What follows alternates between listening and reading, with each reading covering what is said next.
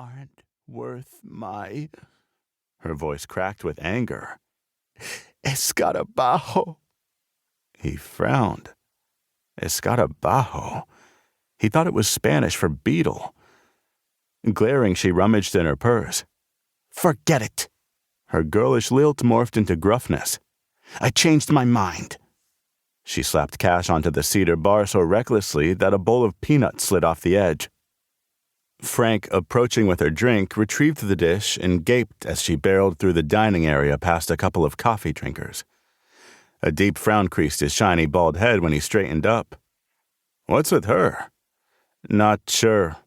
Phillip watched her stomp away with her long skirt swishing around her western boots. She yanked the heavy front door open and banged it shut behind her. Resting his elbows on the bar, Frank lowered his voice. What was she saying? Relieved that Frank hadn't heard, Phillip settled back onto his stool. It didn't make sense. I don't think I've seen her in here before. You know, you might not have. She's an expat. Spends a lot of time in Mexico. Frank frowned. She's been gone a few weeks, maybe ever since you started coming in. Expat? Muttering. Damn, peanuts everywhere. Frank reached for his broom before explaining. Yeah, you know, an American with a home in Mexico. He bent closer and lowered his voice. Her husband, an older guy, died a few years ago. She still stays down there a lot but comes back here for visits. Her sister's family lives here. Ah, Phillip nodded. The full realization that his Valentine's night bourbon blackout must have included Carmen hit Phillip as the cafe door opened again. Expecting her re-entry, he spun around. But instead of Carmen, the hulking form of his boss, Al Wilson, entered. He spotted Phillip and headed toward the bar. Frank straightened up and asked, Why are you guys in so early today? Did you finish the power plant? No, Phillip said as Al approached.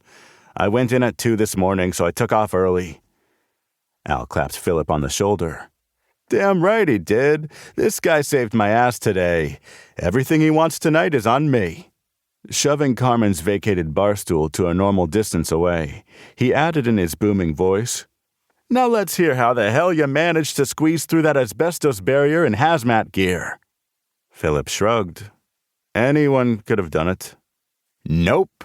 Al shook his large, shaggy head. Not true. When they called me at midnight, they were sure the power would shut down for the whole region. He faced Frank, who was finishing his sweeping. No way could I get back from Dallas in time. He knuckle-thumped the bar. How about a couple of drafts? The door opened. Again, Phillip tensed, but it was only a family, probably coming in for dinner. When Frank set beers in front of them, Al took a quick drink, clunked his mug down, and with one elbow on the bar, faced Phillip. I hate to think how much money I could have lost on this job. While Phillip answered Al's questions about the repair, the cafe filled with diners.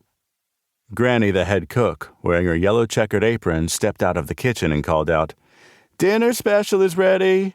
Pot roast, mashed potatoes, and fresh green beans. She held 2 loaded plates of the meal. With pecan pie for dessert.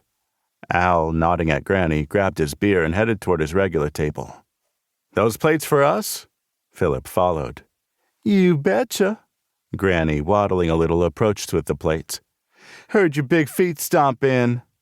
She set the plates on their table. Well, Mr. Phillip Richards, everybody's saying if it wasn't for you, we'd be without power. Thank you, Phillip said, accepting a plate. Looks delicious. Al scooped a bite of mashed potatoes. How come you're serving, Granny? Where's the waitress? Up and quit on me. But this is an easy meal to manage. Watching Phillip dig into the food, she patted his shoulder. I thank you for your hard work while the rest of us was sleeping in our beds. Throughout the meal, Al complained about change orders at his Dallas construction site. Phillip tried to focus, but Carmen's words, Valentine's night promise, nipped at the edges of his thoughts. They were finishing the meal when a text from Phillip's younger sister, Lily, buzzed in.